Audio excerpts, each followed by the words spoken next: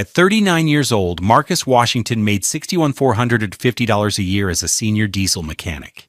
He was good with his hands, a master of engines that powered the nation's economy, and he believed in the solid, tangible world of torque, horsepower, and honest labor. His hands, calloused and often stained with a faint tracing of grease that no soap could fully erase, had built a life. Or so he thought. At 11:03 p.m. on a Tuesday night in late October, that life was being dismantled in the living room of the West Side bungalow he'd painstakingly paid for. The air was cold, thick with a silence that was louder than any argument. Brianna, his wife of 6 years, stood with her arms crossed, her beautiful face a mask of detached finality. Her deep brown skin, which he had always thought glowed with warmth, seemed to absorb the light in the room, leaving nothing but shadow. Flanking her were her two brothers, Kevin and Jamal.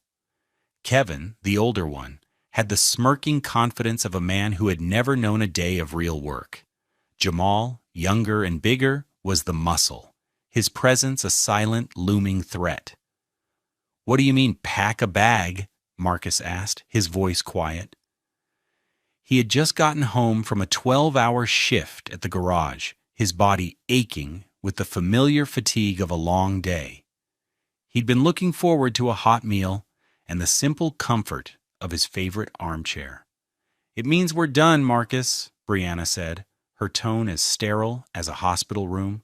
She didn't look at him, her gaze fixed on a spot on the wall just over his shoulder. "This isn't working. It hasn't been for a long time." Kevin stepped forward, a proprietary air about him as he surveyed the modest living room. "Look, man, let's not make this difficult. Bree's made her decision. The house is in her name now. Everything is." He gestured vaguely around the room, at the $1,200 sofa Marcus had paid for, at the 65-inch television he'd installed last Christmas. "Just pack a bag with your clothes. You're done here." The words didn't compute. Done here? This was his home. The floorboards he'd replaced, the walls he'd painted, the leaky faucet in the kitchen he'd finally fixed just last weekend. And the business, the logistics company that was supposed to be their shared future. "The business," Marcus said, his mind reeling.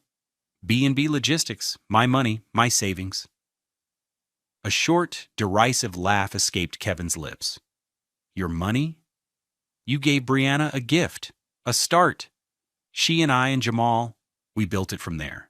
You're a mechanic, Marcus. You don't know anything about running a real company. $148,000.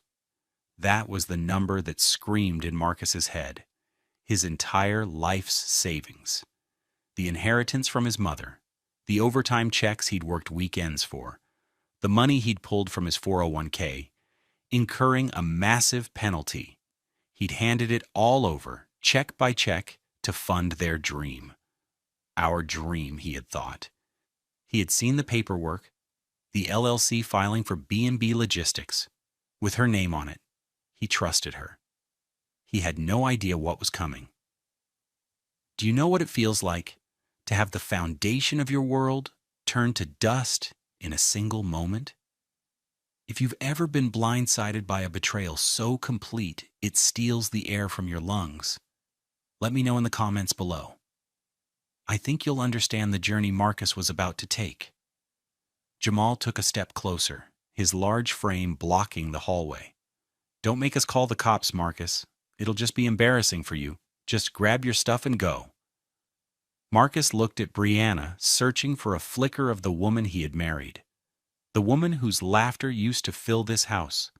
He saw nothing. A stranger was wearing her face. He felt a profound and chilling emptiness. There was no fight in him, only a vast, hollow ache. Without another word, he turned, walked to the bedroom, and pulled out the worn duffel bag from the top of the closet. He packed his work uniforms, a few pairs of jeans, his toiletries, and the framed photo of his late mother from his nightstand. He left behind the $800 suit he wore to their wedding, the collection of watches she'd given him over the years, the entire life they had supposedly built together. As he walked out the front door into the damp, cold night, the click of the deadbolt behind him was the sound of a door not just closing, but being sealed forever. He was 45 minutes from his next birthday. He had $112 in his checking account, and he was, for all intents and purposes, homeless. The facade of their domestic life had been constructed with his money and her assurances. Marcus remembered the beginning of it all, 2 years prior, on a warm Sunday afternoon in their backyard. He was grilling burgers on the $450 charbroil grill he'd assembled himself, while Brianna laid out her vision. Her eyes were bright with ambition, her words painting a picture of a future so vivid he could almost touch it. "My brothers and I, we have this incredible idea," she'd said, leaning forward on the patio chair. "A logistics company. Kevin knows the dispatch side from his old job, and Jamal can handle the drivers. But we need capital, baby. We need trucks." Marcus, wiping sweat from his brow with the back of his hand, had felt a surge of pride. He loved her ambition. "Trucks are expensive, Bree."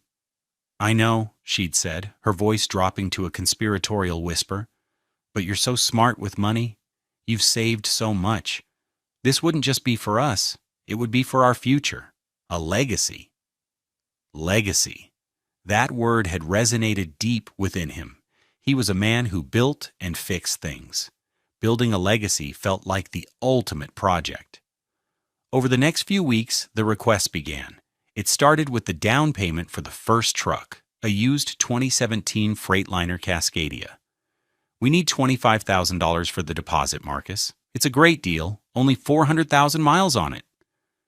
He'd gone to the bank the next day and written a cashier's check from his savings account, the one he'd been feeding since he was 20 years old. He handed it to her in the kitchen, and her kiss was full of promises. A month later, it was another truck. "We found a Kenworth T680, a 2018 model. It's more fuel efficient. We need $32,000 for this one. This will double our earning potential, baby." He'd hesitated for a moment, the number stinging.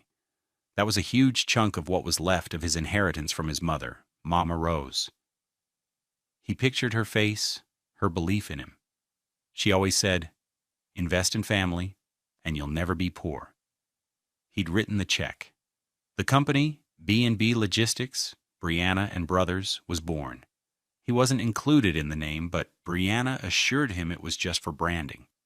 "It sounds catchy, that's all. You're the foundation, Marcus. You're the silent partner." He felt a thrill seeing the first truck with the logo on its side. He'd gone to the lot himself, spending a Saturday inspecting the engine, checking the fluid levels, running a diagnostic. The driver they'd hired, a man named Earl, had watched him with respect. "You know your way around this rig, boss," Earl had said. Marcus had just smiled. The domestic normalcy continued, but now it was punctuated by dollar-tagged details of their growing success. Brianna would come home talking about new contracts. "We landed a route to Atlanta. It's going to bring in an extra $8,000 a month." To celebrate, they'd go out to dinner at the Capitol Grill in Uptown Charlotte, a $300 affair where Marcus felt out of place in his clean shirt and jeans next to men in $3,000 suits. He'd pay with his personal credit card, believing he was investing in their shared happiness. Then came the need for a central office. "We can't keep running this off the kitchen table, Marcus. We need to look professional." They found a small, leased space near the airport. The first and last month's rent was $4,800. Marcus paid it. The office furniture from IKEA cost another $2,200. Marcus paid that too. His savings account, once a source of pride and security, was dwindling.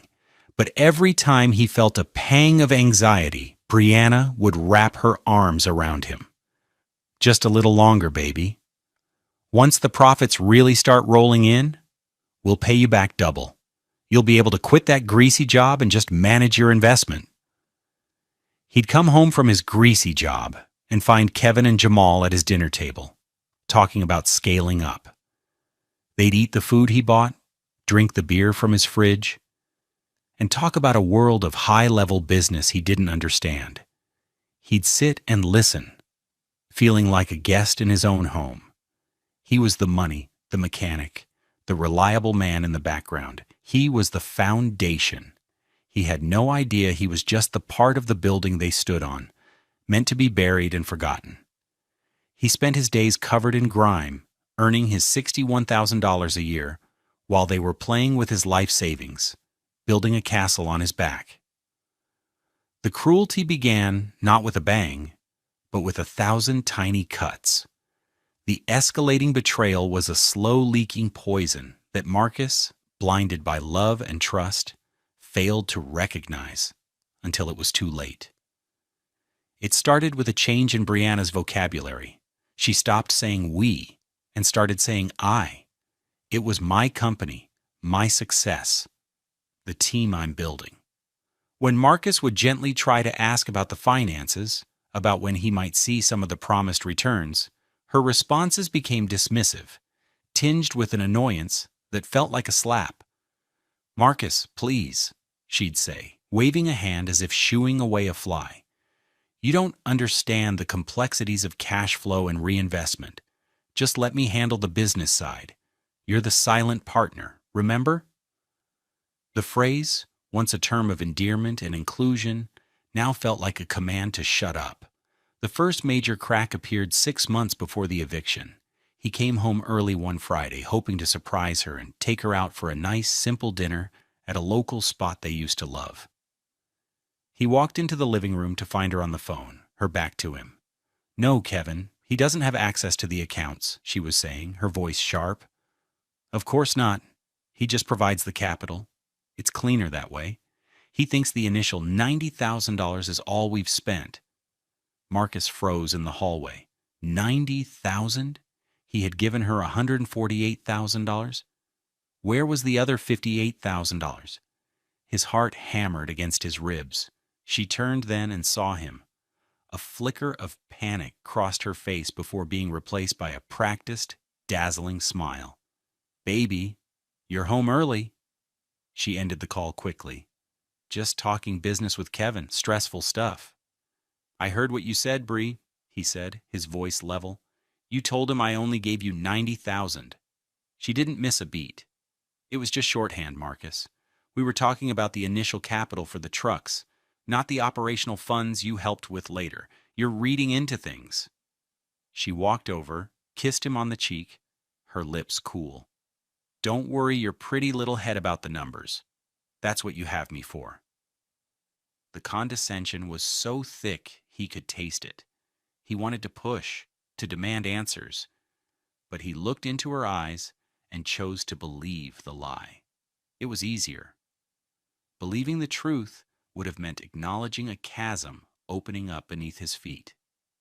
The outrage moments began to accumulate, each one a stone added to a pile on his chest. Kevin started driving a new car, a gleaming white BMW 3 Series, a car with a sticker price of at least $43,000. When Marcus asked how he could afford it, Kevin just laughed. "Perks of being an executive, my man. You wouldn't get it." Marcus looked at his own 2012 Toyota Camry, the one with 187,000 miles that he meticulously maintained himself, and felt a quiet, burning shame. Then came Brianna's shopping habits. Packages from designer brands started arriving at the house. A $2,400 Burberry trench coat. A pair of Christian Louboutin shoes for $800. When he questioned the expense, she was ready with a justification. "I have to look the part, Marcus. I'm meeting with clients, negotiating million-dollar contracts. I can't show up looking like I'm married to a mechanic." The words hit him like a physical blow.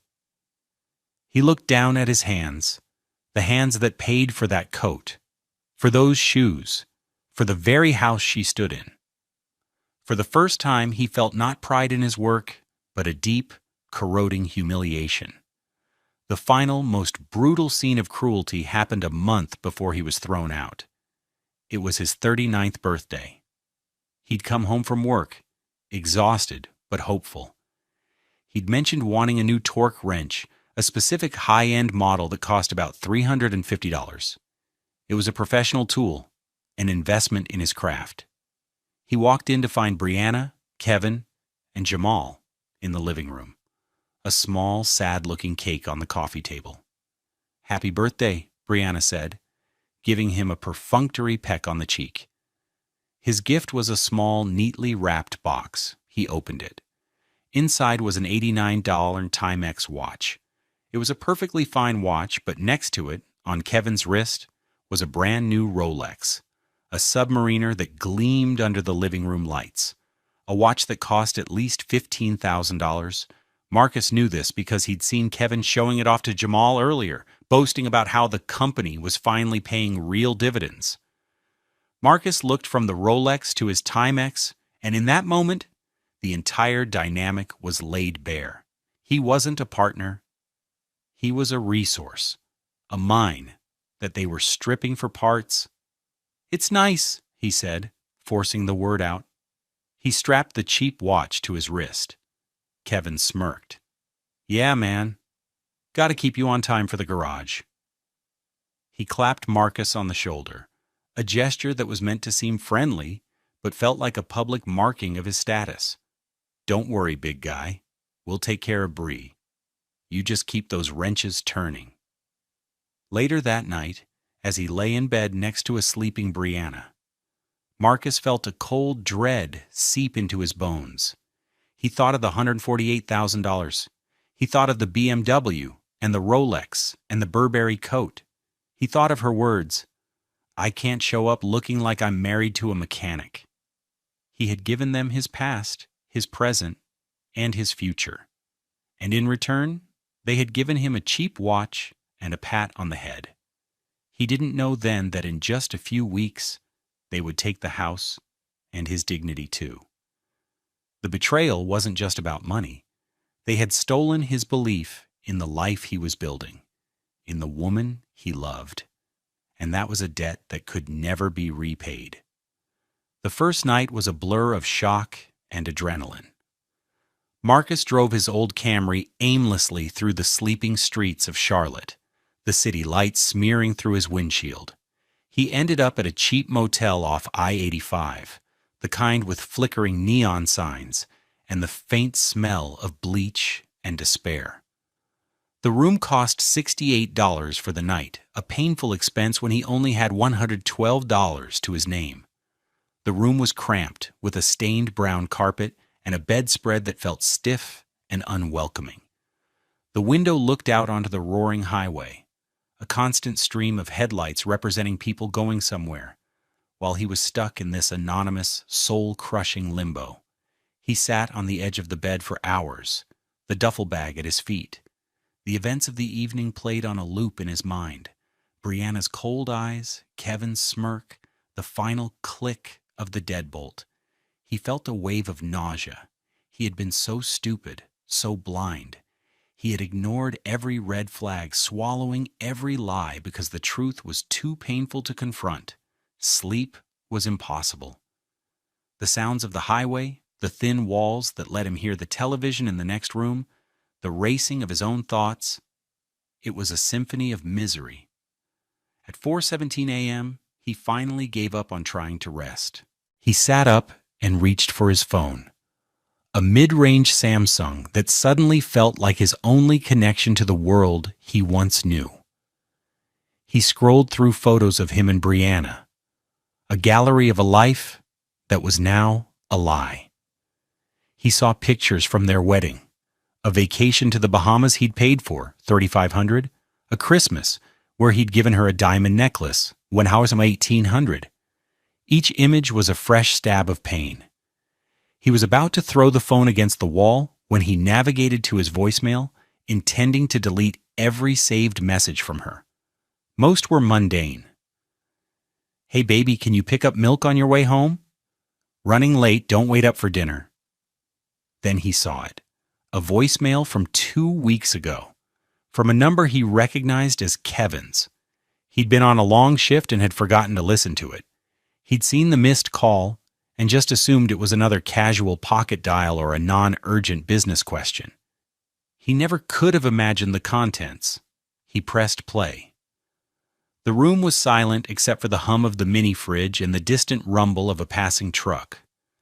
Kevin's voice, tinny and arrogant, filled the small space. "Yo, Jamal," the message began. Kevin must have thought he was calling his brother. "Listen, I was just looking at the quarterly filings our lawyer sent over. He's asking about the ownership structure again. Did you ever get Brianna to have Marcus sign that amendment form? The one that formally reduces his stake to 0? There was a pause. Marcus could hear the clinking of ice in a glass. Because right now, according to this original LLC filing from 2 years ago, he's still listed as the 51% managing member. 51%. I know, right? Fucking hilarious. We used that structure to get the initial bank loans because of his credit score, and then we just forgot. Brianna was supposed to handle it. He's the silent owner we forgot to remove." Another clink of ice, followed by a low chuckle. "I mean, it's not a big deal. He'll sign whatever Bree puts in front of him. The guy's a lovesick puppy. He hasn't asked for a P&L statement once. But we need to get it cleaned up before we file for the next round of financing. I don't want his name anywhere near the real money. Anyway, tell Brianna to get on that. We'll take him out for a steak dinner, give him some bullshit story about restructuring for tax purposes, and he'll sign his whole damn life away. He probably won't even read it. All right. Call me back." The message ended. Marcus sat in the suffocating silence of the motel room. The world outside, the rumbling trucks on I-85, the entire city of Charlotte, it all faded away. There was only the sound of his own breathing and Kevin's words echoing in his skull. 51% managing member. The silent owner we forgot to remove. He'll sign his whole damn life away. He didn't feel rage, not yet. The pain was too deep, too cold for that. It was a feeling of profound, chilling clarity. It was the sensation of a blind man seeing for the first time and realizing the world he'd been told about was a complete and utter fabrication. He had been a fool, but they had made a critical mistake. They had underestimated him. They saw a simple mechanic, a pair of greasy hands, a soft heart. They didn't see the man who could dismantle a 15-liter Cummins diesel engine down to its last bolt and reassemble it with flawless precision. They didn't see the man who understood that every system, whether mechanical or legal, has a core structure. And they had just told him exactly where to find the master bolt. He played the voicemail again, and again, and a fourth time. He saved the message, backed it up to his cloud storage, and then forwarded the audio file to his personal email. It was 4:32 a.m. The first hint of gray light was appearing on the horizon. The night of his despair was ending. The day of his reclamation was about to begin. He picked up his phone, no longer to delete memories but to find a lawyer, at 8 a.m. Sharp? Marcus was sitting in the waiting room of Hayes Law Group, a firm he'd found through a frantic Google search for top business litigation attorneys in Charlotte. The office was in one of the glass towers uptown, a world away from his West Side bungalow. The receptionist had looked at him with a flicker of surprise, at his tired eyes, his work-worn jeans, and his simple jacket. He knew he didn't look like their typical client. He didn't care. He had the voicemail. He was shown into a conference room with a sprawling view of the city. A few minutes later, Alana Hayes walked in. She was a sharp, impeccably dressed black woman in her late 40s, her hair in elegant, tight coils. Her presence commanded the room. She moved with a purpose that radiated confidence.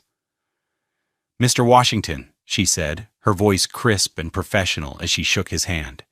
"Your call was urgent. Please have a seat. Tell me what's going on." Her fee, her assistant had informed him, was $450 per hour. He had just enough left on his one credit card to cover the initial consultation. For the next 30 minutes, Marcus laid out the entire story. He spoke with a calm precision that surprised even himself. He started with the $148,000, detailing the dates and amounts of each transfer. He talked about the trucks, the office, the promises. He described the slow-building cruelty, the insults, the Rolex, the eviction. He didn't let emotion creep into his voice. He stated facts, just as he would diagnose a faulty engine. Finally, he took out his phone, placed it on the polished mahogany table between them, and played the voicemail. Alana Hayes listened, her expression unreadable. When it finished, she didn't speak for a long moment. She simply looked at him, her gaze analytical, as if she were taking his measure. "They called you a silent owner," she said finally, her voice low. "They are about to find out how loud your silence can be." She stood up and walked to the window, looking out over the city. "Do you have any of the original business formation documents?" My ex-wife, she handled all of it," Marcus said. "It was all sent to her email. I never saw them. I just signed where she told me to sign." "That's what I assumed," Alana said, turning back to him. "They used your good credit and your capital to secure the financing, made you the majority owner to satisfy the bank's requirements for a personal guarantee, and then fully intended to write you out as soon as they could. But they got sloppy. They got arrogant." She walked back to the table and picked up her phone. She made a quick call to her paralegal. "Jessica, I need you to run a search on the North Carolina Secretary of State Business Registry. The company is B&B Logistics, LLC, formed approximately 2 years ago. I want the full filing history, articles of organization, everything. Put a rush on it."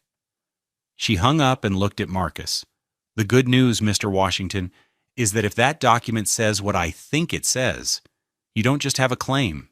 You own the company, the trucks, the contracts, the bank accounts, all of it.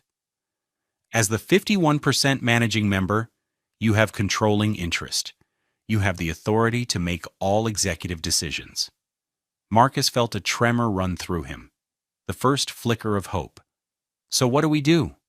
"We don't do anything small," Alana said, a flinty spark in her eyes. "We don't send a polite letter. We don't ask for a negotiation. They expelled you from your home in the middle of the night.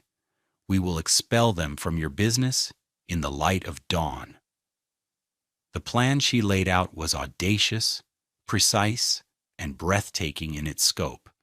It was a strategic masterclass in leverage and legal power. First, her firm would front the immediate costs, to be recovered from the business assets later. She was investing in him. Second, they would obtain a certified copy of the Articles of Organization. Third, she would prepare termination letters for Brianna, Kevin, and Jamal, citing misuse of company funds and breach of fiduciary duty. Fourth, she would contact the company's bank, present the legal documentation of his majority ownership, and have him installed as the sole signatory on all accounts, freezing out the others immediately. "And finally," she said, leaning forward, "the most important part. We need to secure the assets. The trucks are likely on the road. But the headquarters? Where is it?" "Ballantyne," Marcus said. "A big warehouse and office complex." "Perfect," Alana smiled. "I have a relationship with a 24-hour commercial locksmith and a private security firm. Tonight, we will have every lock in that facility rekeyed. Tomorrow morning, a security team will be on site to prevent any unauthorized access. And you, Mr. Washington, will be there to open the doors to your company." She paused, letting the weight of her words sink in. "They threw you out at 11 p.m. It seems only fitting that you take back what is yours at sunrise." Marcus sat back, the sheer velocity of the plan taking his breath away. In the space of an hour, he had gone from a homeless, broken man in a cheap motel to the rightful owner of a multi-million-dollar logistics company, armed with one of the sharpest legal minds in the state. "There is one more thing," Alana added, From this moment on, you do not speak to them. You do not answer their calls, their texts, their emails. You do not respond to any attempts at contact. Let them believe you are broken. Let them get comfortable in their victory. Their arrogance is our greatest asset." Marcus nodded, a cold resolve hardening within him. "I understand." He walked out of that glass tower and into the bright afternoon sun. He wasn't the same man who had walked in. The grief was still there, a hollow space in his chest where his love for Brianna used to be. But now it was surrounded by something new, a core of cold, hard steel.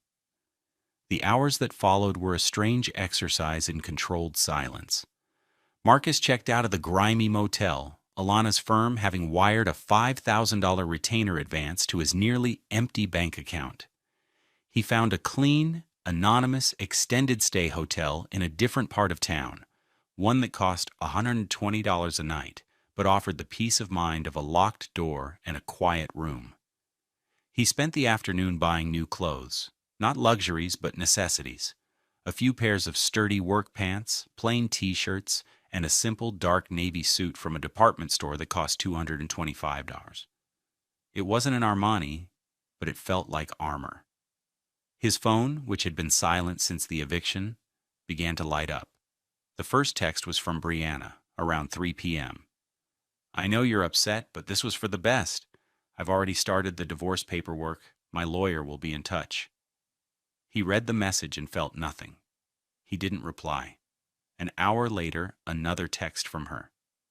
"Are you just going to ignore me? So childish. At least let me know where you are so I can have the rest of your junk sent over." He deleted the message without responding. The word junk barely registered. His mother's picture was safe in his bag. Nothing else mattered. That evening, the calls started. First Kevin, he let it go to voicemail. "Hey, Marcus, it's Kevin. Listen, Bree told me you moved out. Hope you're doing all right, man. No hard feelings. It's just business." The casual hypocrisy was breathtaking. Marcus saved the voicemail and sent a copy to Alana. Then Jamal called. He let that go to voicemail too. "Yo, Marcus, Jamal. Look, sorry about how things went down. You're a good dude. Just, you and Bree weren't working. She needs a guy who's on her level, you know? Anyway, take it easy." On her level. The phrase dripped with the same condescension that had characterized their entire relationship. He ate a simple dinner from the grocery store in his hotel room, a rotisserie chicken for $7.99 and a bag of salad. As he ate, he thought about Brianna and her brothers, probably out to a lavish dinner at a place like Fleming's, spending his money, celebrating their victory. They thought he was gone, a problem solved. They were sitting in a house built on a lie, running a company they thought was theirs, completely oblivious to the legal storm gathering just over the horizon. The dramatic irony was a small, cold comfort. The most difficult part was the late-night text from Brianna. It arrived at 10:45 p.m., almost exactly 24 hours after she had thrown him out. "Marcus, I'm being serious. Where are you? Are you okay? I know I was harsh, but I am still worried about you. Please just text me back so I know you're safe." For a fleeting moment, he felt a pang of the old affection. Was this a flicker of genuine concern? He almost typed back a simple, "I'm fine." But then he remembered Alana's instructions. He remembered the voicemail. He'll sign his whole damn life away. This wasn't concern. This was control. This was her needing to know she still had power over him, that he was still the predictable, heartbroken man she could manage.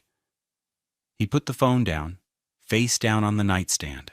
He was playing a role. He was the defeated man, the heartbroken husband, the broke mechanic with nowhere to go. Every moment of his silence, every unanswered call, was part of the strategy. It was lulling them into a false sense of security, allowing the finality of their actions to settle in their minds. They had won. It was over. He lay in the clean, quiet hotel room, the navy suit hanging on the back of the door. He thought about the next morning. He wasn't thinking about revenge. The word felt too hot, too messy. This wasn't about passion. This was about balance. It was about restoring an order that had been violently disrupted. It was about taking back the life he had built, screw by screw, bolt by bolt. He was a mechanic, after all, and he was about to perform the most important repair of his life. Dawn broke over Charlotte at 6:45 a.m., painting the sky in shades of bruised purple and soft orange. The light of a new day.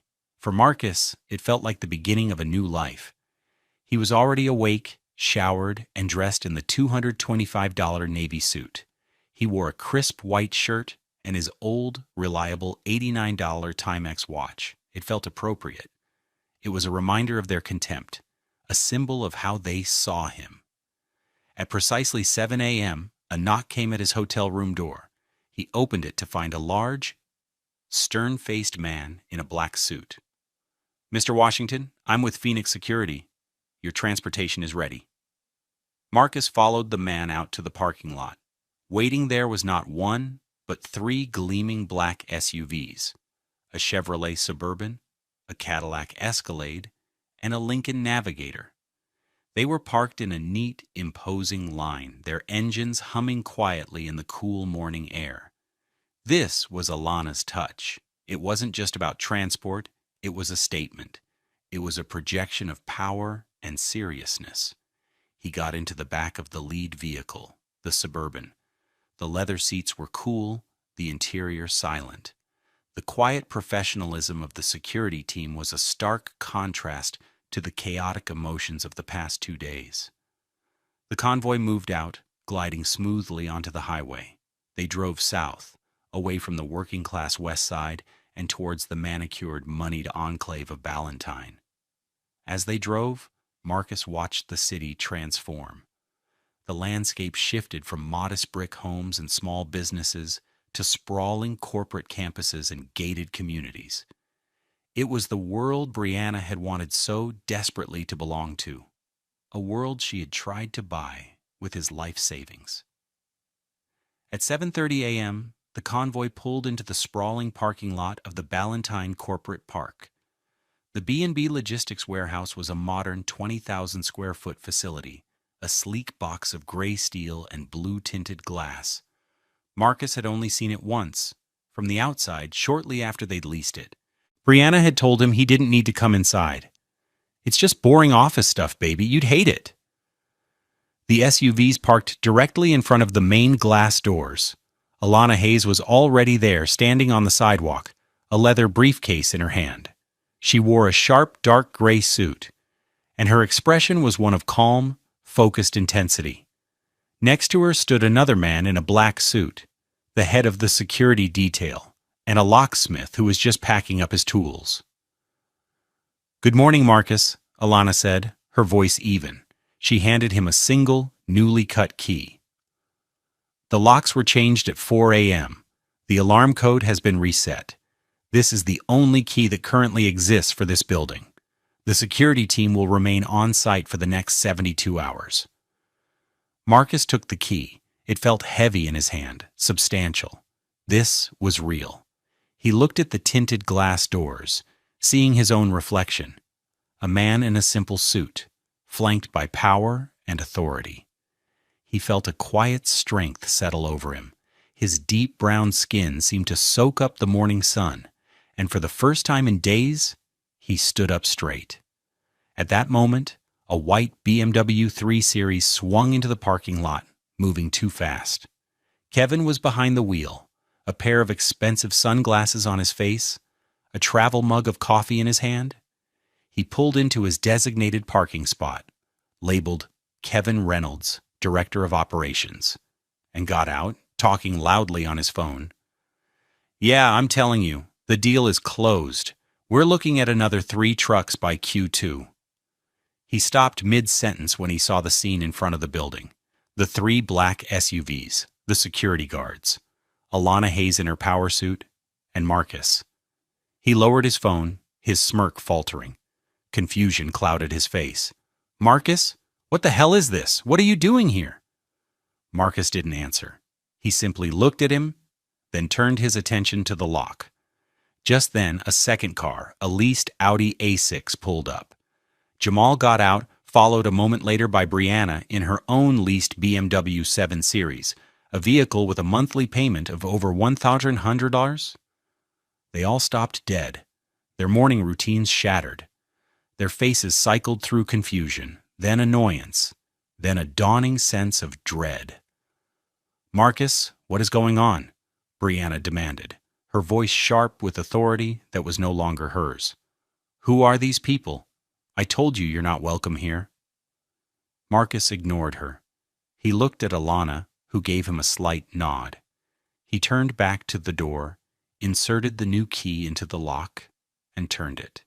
The sound of the deadbolt retracting was crisp and loud in the morning air. It was a sound of finality, a sound of reclamation. He pushed the door open and stepped inside, into the cool, quiet lobby of his company. He held the door for Alana, who followed him in. The security team moved to flank the entrance, their presence a silent, immovable barrier. Kevin, Jamal, and Brianna rushed towards the door.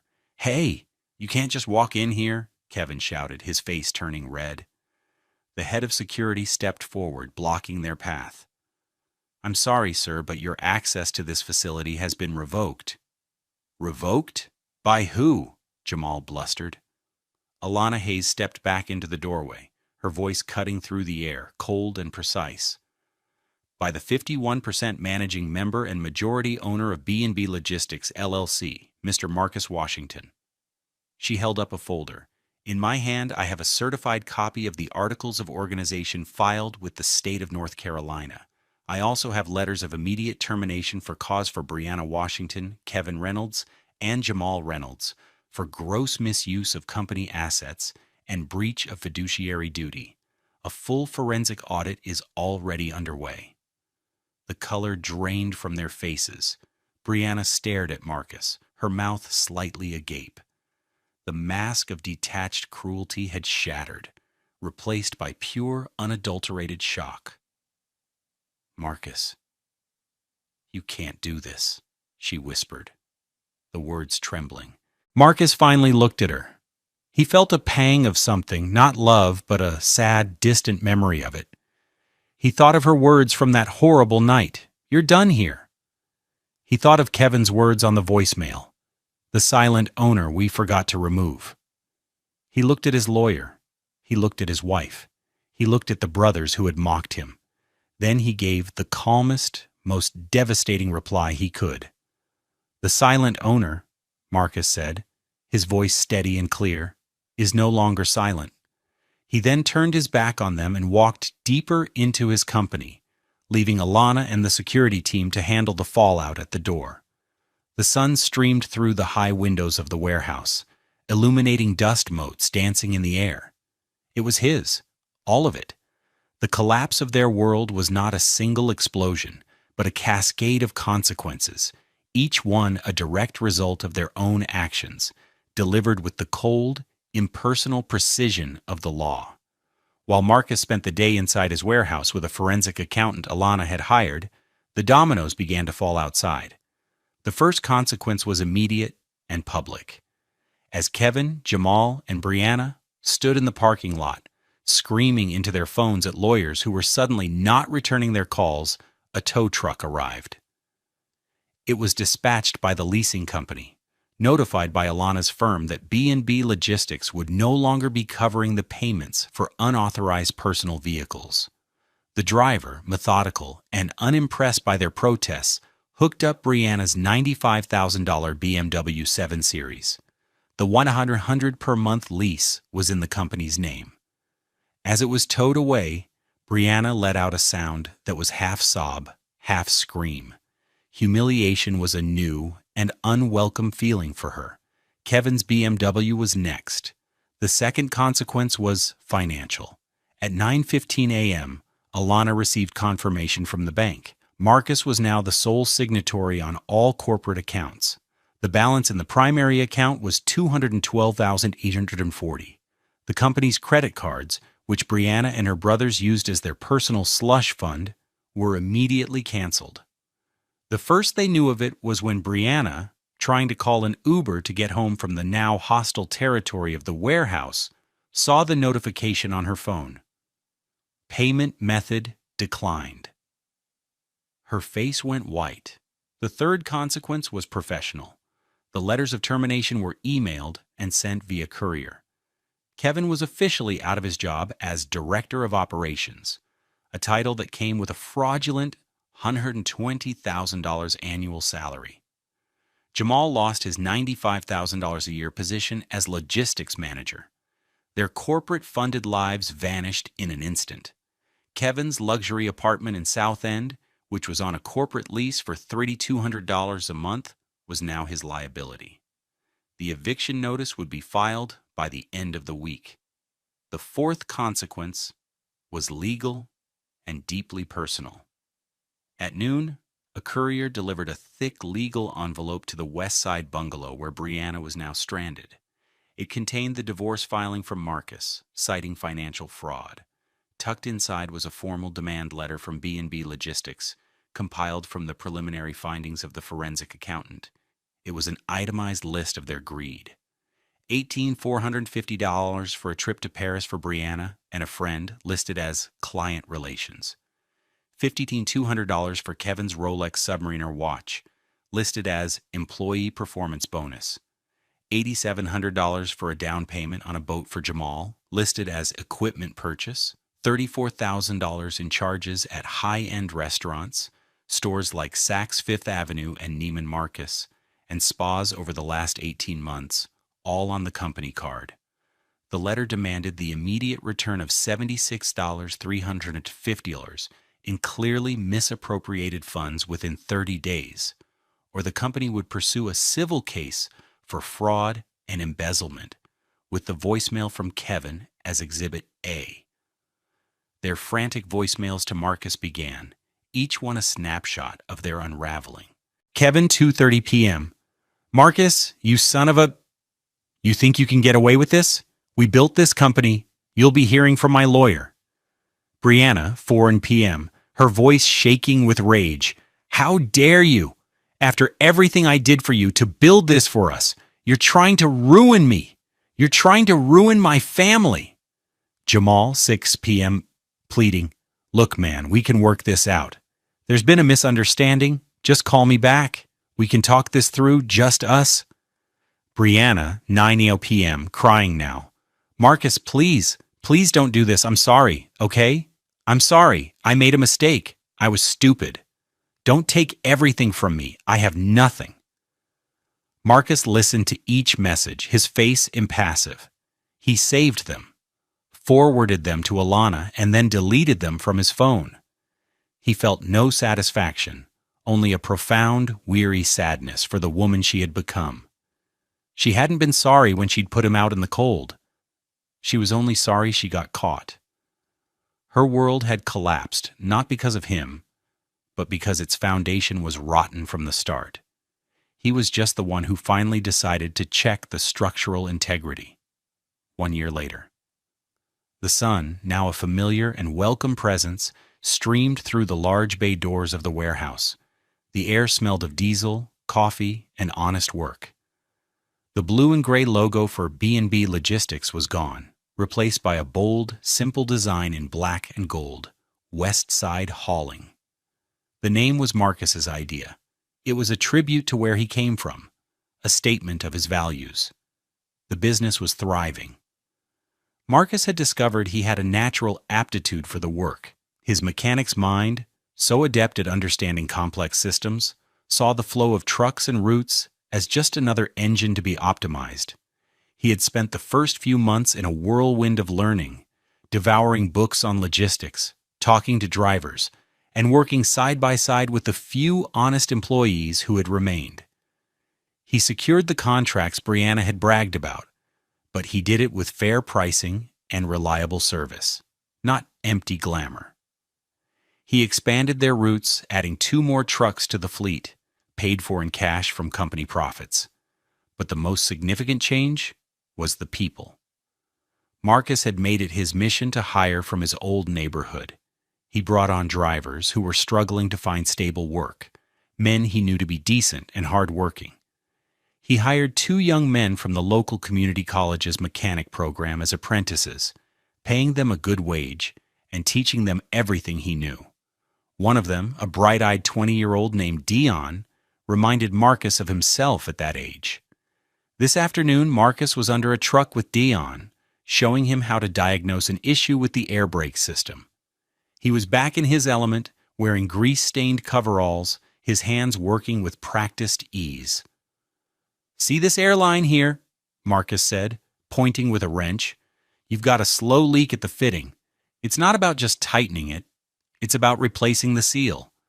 Do it right the first time, and it won't fail you on the road." "Yes, sir, Mr. Washington," Dion said, his brow furrowed in concentration.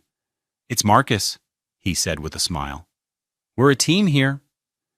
He had sold the bungalow on the west side. The memories were too painful. Brianna had been forced to agree to the sale to pay off her portion of the debts she'd accrued. He now lived in a small, clean apartment not far from the warehouse. It wasn't luxurious, but it was his.